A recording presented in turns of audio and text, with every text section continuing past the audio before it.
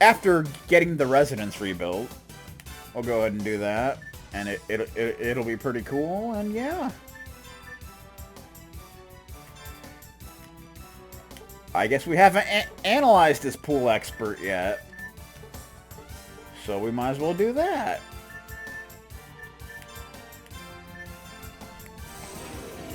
Analyze. Level 2. No elemental affinities whatsoever. You can steal counter up too. That's kind of interesting, but otherwise nothing special. I mean, it is like the first enemy in the game, so not exactly a threat at all.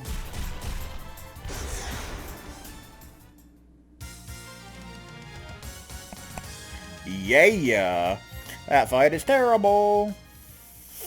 So I think we just need one more battle. Do do do do do do do do do. And we'll get this residence built up, and it'll be pretty cool. And yeah.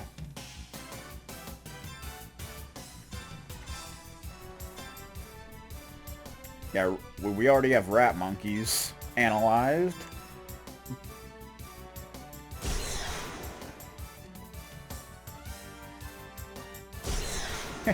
Cecilia can one-shot him physically. How humiliating. Got a potion berry and an altar part. Not too bad. Not too bad at all. Okay. Let's go see this residence. I'm not sure which one it is. Not sure if it's the one that's, Is it this one? Yeah, I think it's this. I think this is what got me. There's a puppy! Chappie is his name. I love my owner, especially when she pets my head. And I'm just as happy to chew on a bone. Messing with my owner means you're messing with me. Good stuff. Elton? Chappie always listens to me, but I can't listen to Chappie. Well, I can. I wonder what Chappie is thinking about. I wish I could talk to Chappie. Oh, he's probably thinking about that playthrough of Luigi's Adventure. Lizette! With the house restored, I can now live with my granddaughter again. I am very grateful, and I am determined to be strong for my granddaughter. Coolio. Bum, bum, bum, bum. So that's pretty much all there is here, but hey, they got their house fixed, so that's nice, right? That's a good thing. They have a place to live again. So what other buildings need to be fixed? The hospital's already fixed. That's the last building there. I don't think you can fix the burial ground. Maybe you can, I don't recall. We gotta fix this place. Ah, the mayor's house, yeah. We gotta fix that. Now, I don't know if you fix this. I'm not sure. I don't recall, but whatever you gotta do. Whatever stops the tear. And I think after you've done everything, you actually get a summon from this thing. Yeah, Zeldukes. But I think you have to fix everything first, and you must have donated everything. And then I think you get that. I think that's how that works. But I don't think you can do that till you get to, like, the final dungeon or something. Something like that, but, you know. Alright. Down to Kirin Abbey, so we can do a little reading. 'Cause it's story time with Adam Cole, baby! Okay. Bum bum bum bum bum bum. I went the wrong way. Do do do do do.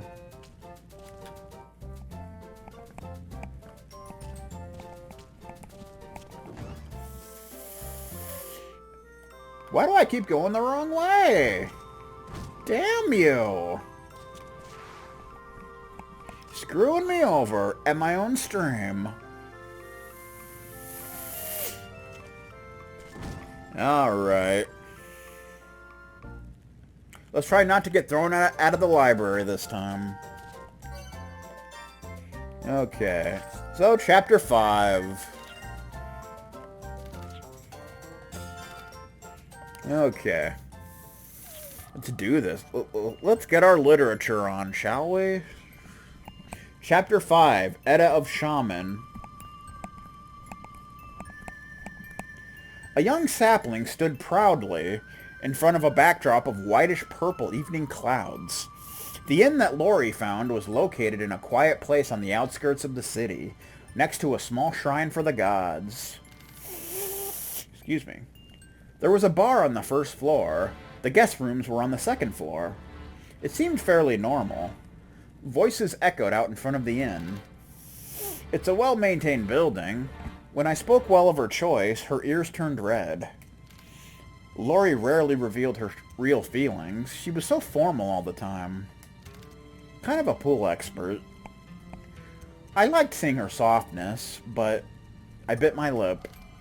Why are you making such a scary face? Ayashi cocked her head to one side. No, it's nothing.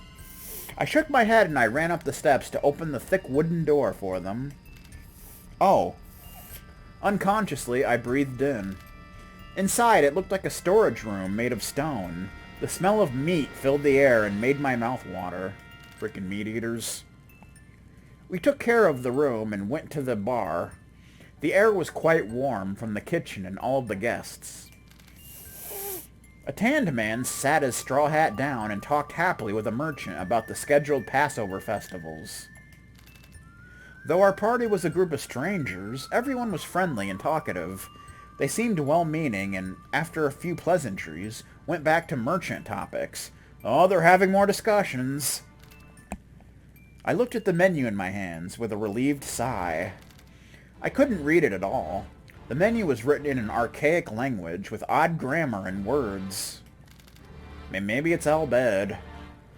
Just choosing something might be scary. Honestly, I have a sensitive stomach. I was thinking while I knitted my brows. Maybe I'll just order whatever they do.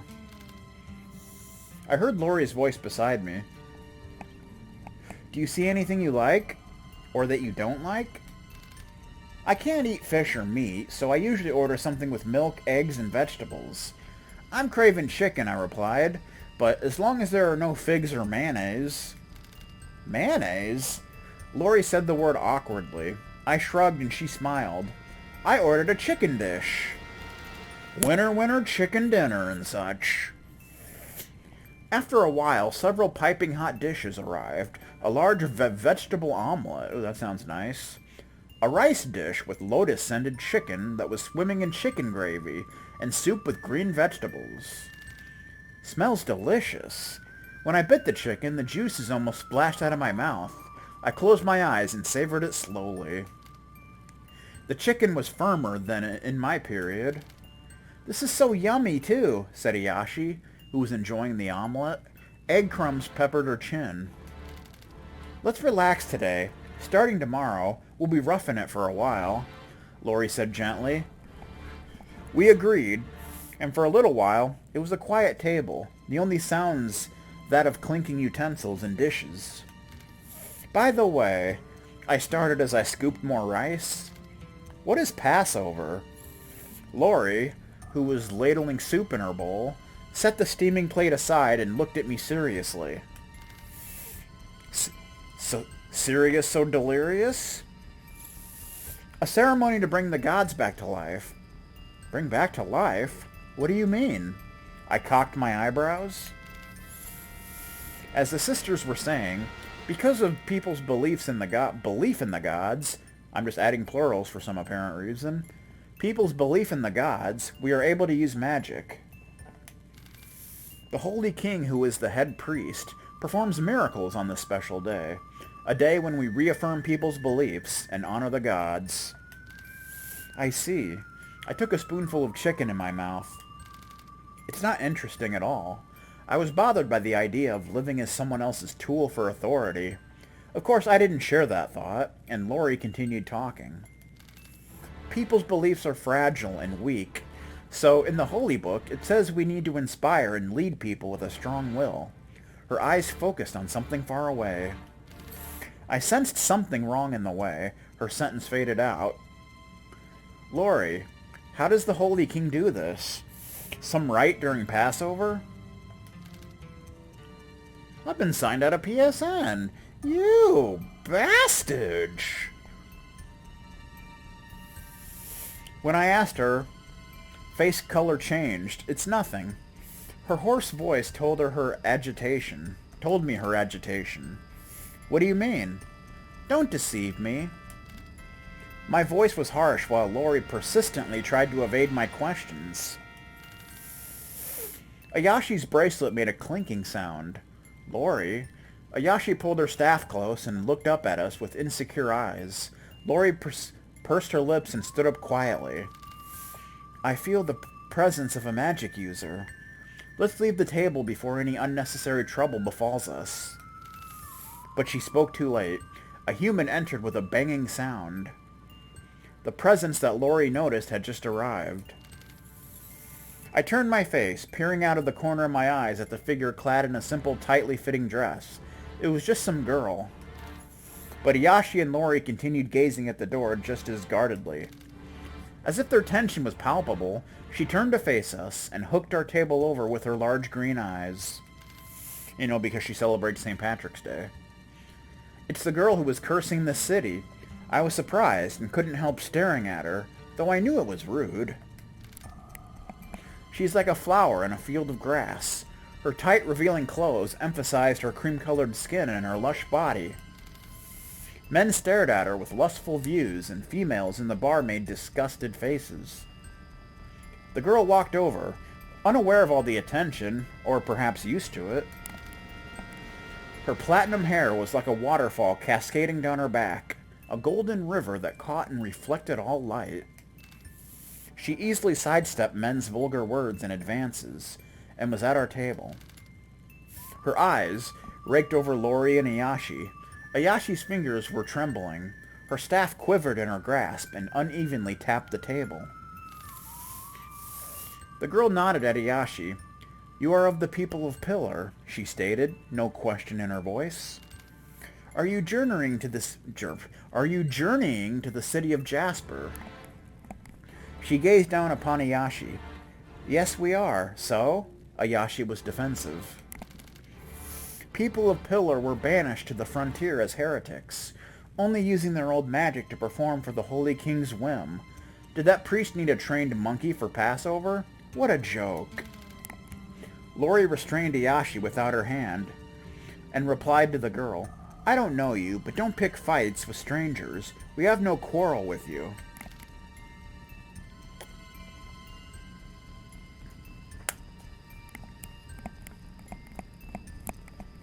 Well, your uniform. Kieran Abbey. She touched her lip with her finger and laughed mischievously.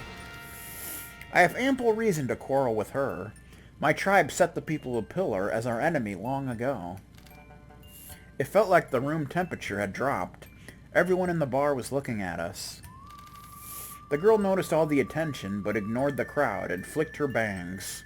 My ancestors were shamans. They could commune with gods and share their power, she continued. Their power flowed into our blood, but others knew this as well.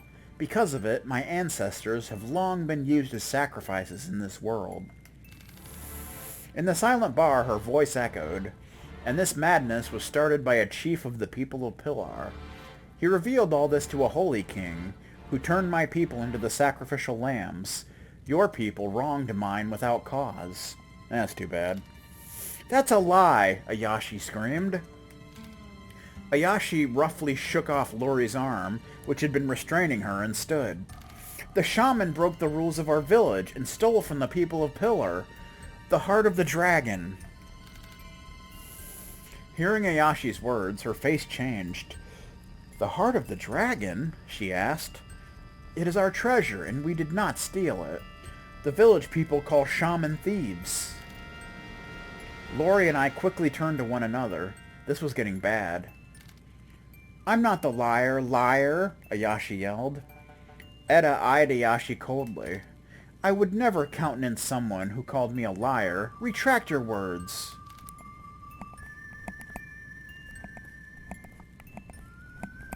I'm not the liar. Liar, Ayashi yelled. Eda eyed Ayashi coldly. I would never... Oh, no, I'm reading that again. I don't know why.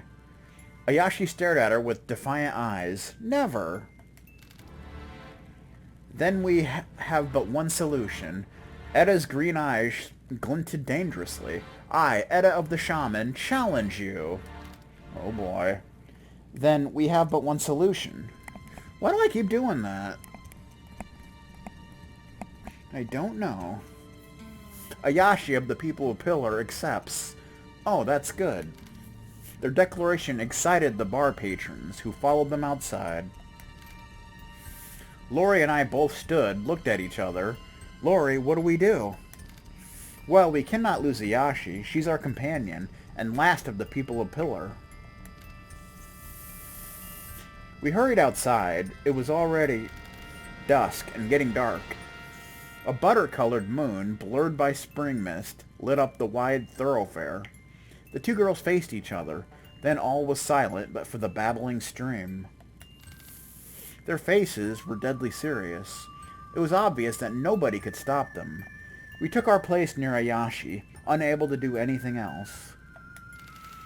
Suddenly, Eda moved. She inhaled deeply and slowly raised both her hands, concentrating. I wondered if Ayashi was okay. Unconsciously, I touched the hilt of my sword. Light sparkled on the arms above her head. White god, white tiger. Enter my body to defeat the enemy. At once, Eda's face changed. Her eyes changed from green to blue, the pupils resembling cat's eyes. A strong wind swirled around Eda. At this, the drunkards began hooting at them, their eyes glued to the fight. I took a deep breath. The moonlight glinted off of the beautiful silver fur that sprouted from Eda's skin. Her fingertips grew into curved talons. Eda lowered her hands into an attack stance. Ayashi had not finished chanting. Drops of sweat appeared on her forehead. Eda lowered her hands into an attack... stop doing that! Lori noticed and started to invoke her own spell. Stop it! Involuntarily, I grabbed her shoulder. Why? My eyes darted to Ayashi. Ayashi's spell was completed. Flames flickered into a familiar shape. The god, a large firebird, appeared. More gold! The figure disappeared a moment later, and a rain of fire poured onto Eda. Her silver fur shined red as most of the fire rolled off like raindrops. Eda winced as fragments of fire singed her fur, and motioned with her arms. Upon unleashing the fire shower, Ayashi had begun another god invocation. Flame strike! Ayashi commanded, but the spell was reflected off an unseen barrier Eda had built. What? The world seemed to slow as I realized the ball of fire was now flying towards me. Uh-oh. As the flames hurled towards me, it felt like the very air was warping from the heat. Out of the corner of my eye, I saw Lori step in front of me. I can't let her shield me. I can't let her get hurt. I pushed Lori away from me and opened my arms as if to receive the ball of flame. Kane! Lori's scream pierced my ears. The flames exploded before me. Time seemed to slow to a halt. I could see the passage of the night breeze and the constellations in mid-twinkle. The moment passed and time restarted. Ayashi had covered her eyes, her mouth twisted in a cry. And Eda's lips mouthed, "It can't be." Something, like a wave of heat, ran up and down and all over my body. Just as suddenly, the flames disappeared. I turned to thank Lori for dispelling the flames. Her face showed shock. "Lori, what's wrong? Are you hurt?" I started to step toward her, but then my sight became blurry, and I heard a loud thud. It was the sound of my knees slamming into the ground. The ground arose to meet my face, and I heard another dull sound. It became dark, and an iron taste spread in my mouth. And that's Chapter 5. Good times being had here in the Mushroom Kingdom. Bum bum bum bum.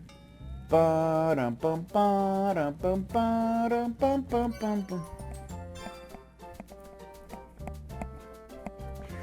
Chapter 6.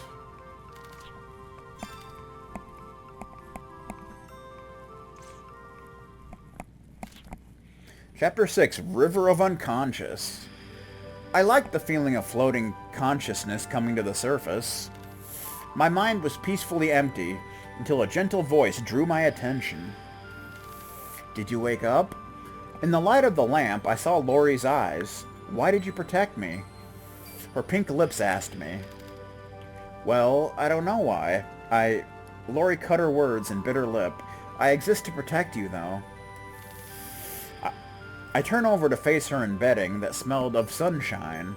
Though my joints hurt, it seemed I did not suffer any large-scale injuries. I didn't protect you by thinking something was difficult. As a result, both you and I are okay. There is nothing you need to mind, right? With my words, Lori shook her head. It is not...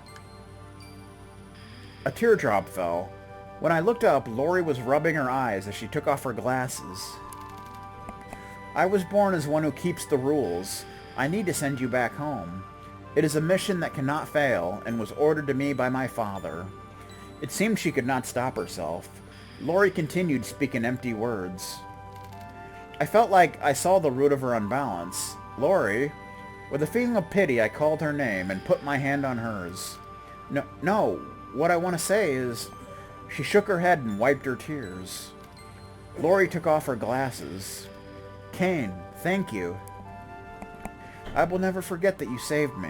I swear that I'm going to protect you. Her naked eyes stared at me. I drew back from the strong power in her eyes. I could not think that I deserved such an oath, but I didn't have time to say it in words.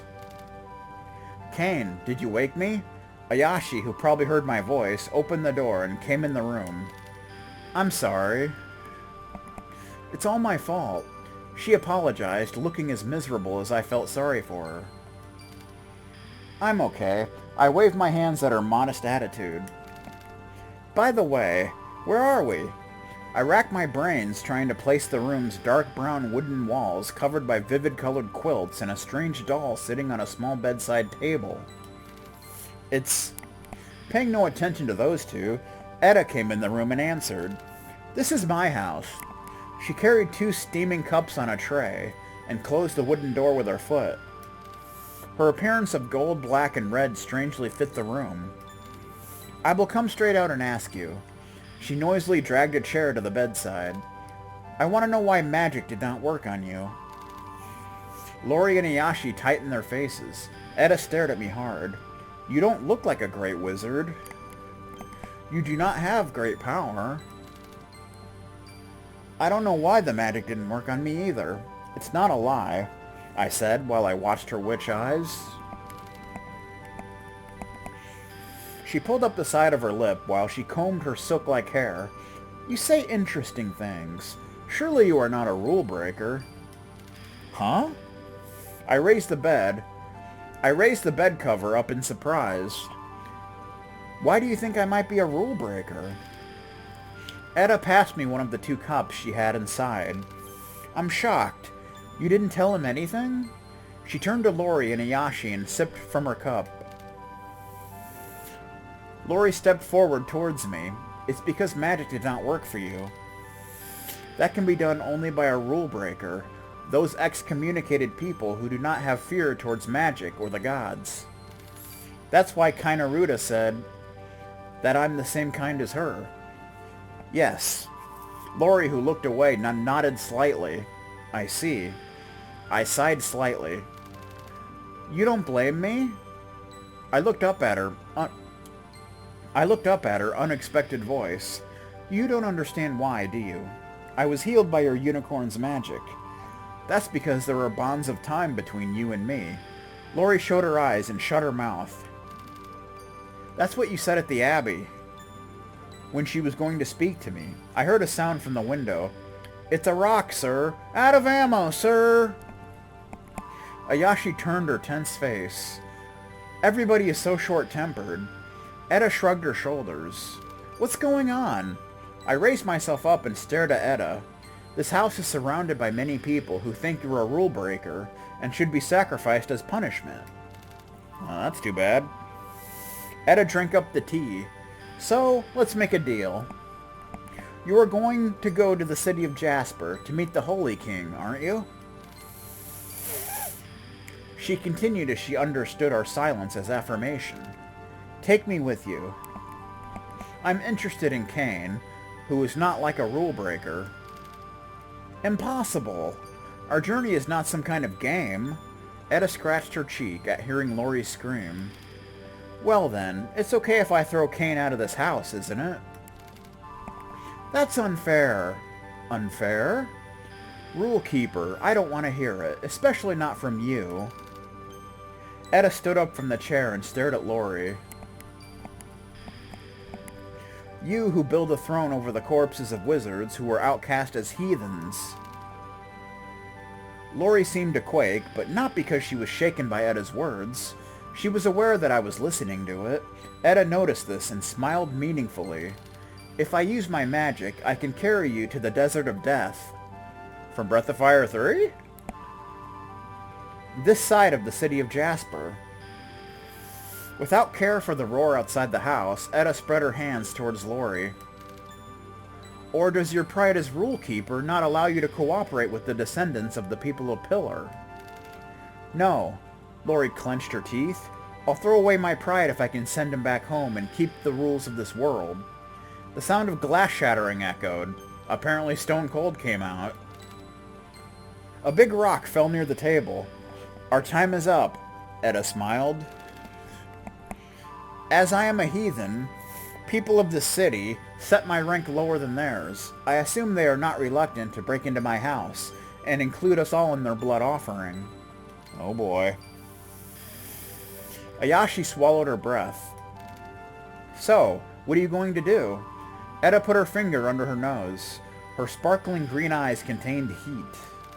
Lori watched this, her eyes still, like calm, silent water. I feel something threatening is wavering. Lori thinks to resolve the situation by beating people of the city. My intuition tells me it's not wrong, but I should not let her do so. I bit my lip. Hey, Lori, I called, making my voice nonchalant. Maybe we should borrow Etta's power.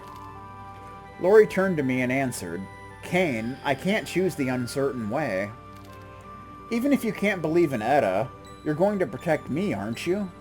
Her eyes opened widely. I don't want to destroy this world. I don't want to hurt anyone. If I did, I'd be the same as Kainaruda. Her blue eyes blinked and she sighed. I understand. Let's head for the capital, with Etta. Etta closely watched the situation, smiled by pursing her lips up. Kane, you do rather well for yourself, but then you don't have to care. Suddenly, I was embarrassed. Come with me. I have to borrow a spot of primitive mud to open the way to the Desert of Death. Etta raised one eyebrow at me and opened the door to the next room. The room's atmosphere was strange. The walls were decorated in patterns of red and black. Oh, apparently she's a fan of the wolf pack. And an altar stood in the center, where the ground was visible. The sweet and spicy scent of medicinal herbs hung in the room. Not paying attention to Ayashi and Lori, Etta took up a ceremonial dagger. In the dark room, her blonde hair sparkled. The primitive mud is of Mother Earth. We shaman are witches of the old lineage. Etta tells us as she sings, accept everything and make it our power. Assimilate everything. Spread in the world. Apparently now she's part of the Borg. Etta untied the string holding her hair and closed her eyes. Here I offer our proof. Please accept and intervene, our mother. After Etta loudly spoke, she sawed off a lock of her hair with the dagger.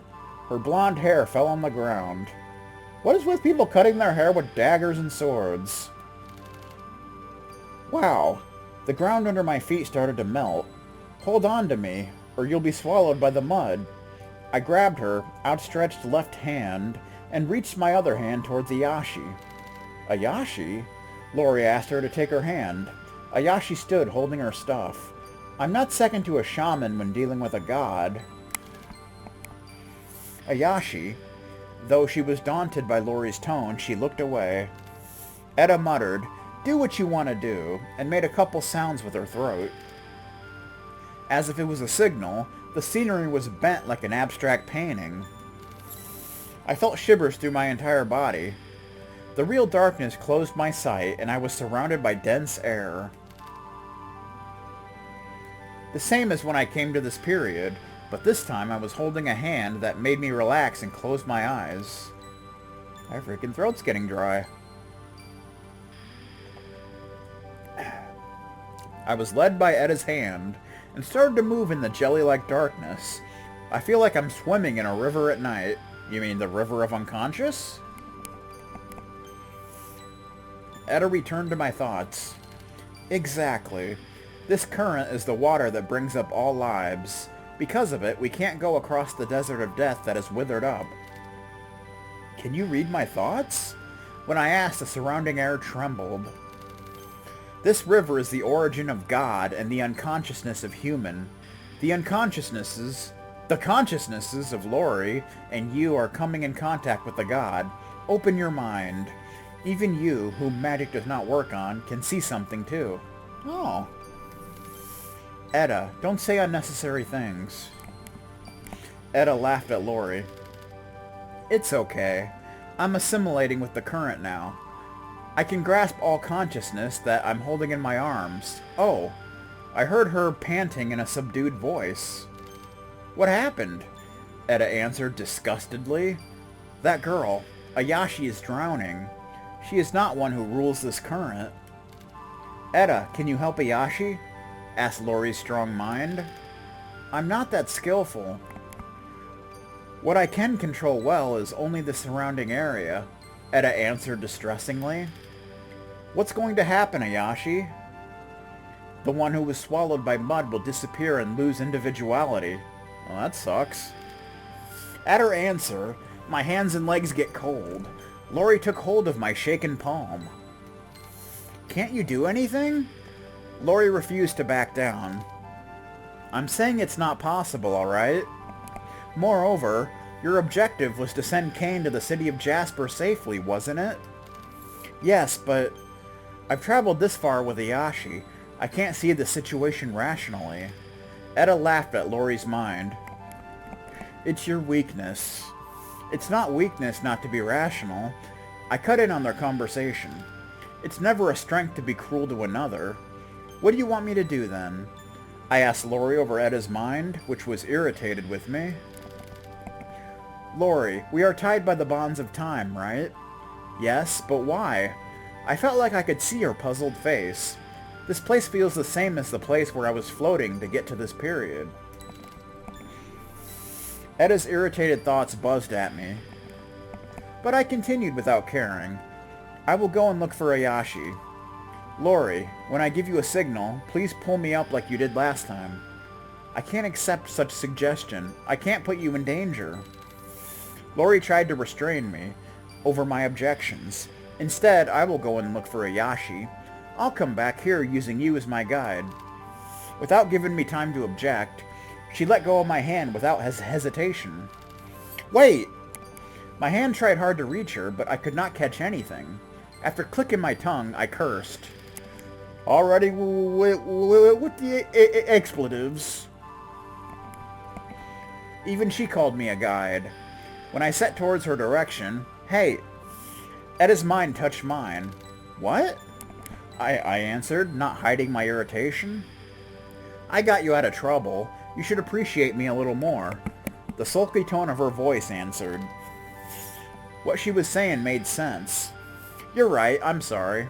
Etta laughed suddenly at my answer. You are honest. You are interesting as I thought. Do you worry about Lori much? It was an unexpected question. I don't know. When I answered honestly, she made a mischievous sound. Lori seems to be earnest towards you. My face got hot. I appreciated the darkness as I continued. That's not why we're together. We just want the same thing. I'm not a human who belongs to this period. It's impossible for me to stay with her. I see. Eda entwined her arm in mine. Suppose I get out of this current, leaving Lori and Ayashi behind, and taking you against your will. What would you do? But I shook my head. I think you won't do such a thing. This flustered Eda. How can you say such a thing to me when we've only just met? Because I trust you. I remember the view of her praying for primitive mud, a traveler's guardian deity. I knew that she was waiting for someone who could break up the present situation. She who has such hope cannot abandon the weak in seeking her objective. After I told it to her briefly, she paused. I'm speechless. Then Eda shut her mouth. After a while of silence, Kane, look over there. In the distant darkness, powdery orange light was falling. That is the unicorn, which represents life. Lori could catch Ayashi, you think? Probably. But we must get out of here immediately. What do you mean? The primitive mud's condition became unstable because of the power Lori used. It's possible I can't control it. You must be kidding. I clicked my tongue and talked to Lori. Please come back soon, I recited strongly, imagining the bond. The magic I had seen, I imitated. Kane, a small voice echoed in my brain. It was not an illusion, but a certain mind. This way, I urged Lori as I called her. Now, the space covered by darkness was about to collapse. Colored light sparked and burnt my retina. I heard Eda's breath in the distance. Eda was trying to control the current. I'd never felt this much irritation before. I didn't have the power of magic. Eda grabbed my hand. If we get separated, your situation will be like Ayashi's. There is nothing you can do. Even as I clicked my tongue, I focused to reel her mind closer to me. The space creaked and pierced my ears. My fingertips got cold. I smelled a dear smell in front of me. That's the smell of long flaxen hair. I reached out. It was grabbed by a palm. I heard Ayashi's bracelet jingling behind Lori. My relief was palpable. Finally, you made it. Let's get out of here. With Eda's relieved voice, we started to move in the mud. Thank you, Kane. We made it back because you reeled in my mind from your side. I got embarrassed and took hold of Lori instead of answering. We are close to the desert of death. Eda's mental voice was encouraging. Ayashi's small voice was barely heard. Thank you, sir. And Eda? Huh? When Eda asked back, Ayashi trembled. Eda, you could have left me behind. If you had, Lori and I would not have returned. It's not for you particularly. If I did not wait for you, Kane and Lori could get lost too. Still, thank you. My mother used to say, when you get help from someone, appreciate them. I see. Eda's tone was blunt, holding back feelings. I had to hold back an involuntary smile. What? Oh, nothing. I managed to keep a straight face to her.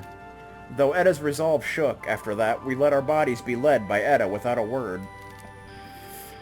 When the sticky face became less thick, white light appeared in front of us. We've reached the desert of death. We had a little more to go to Jasper. I held Eda's sweating hand and bit my lip. And thus ends Chapter 6. That was interesting.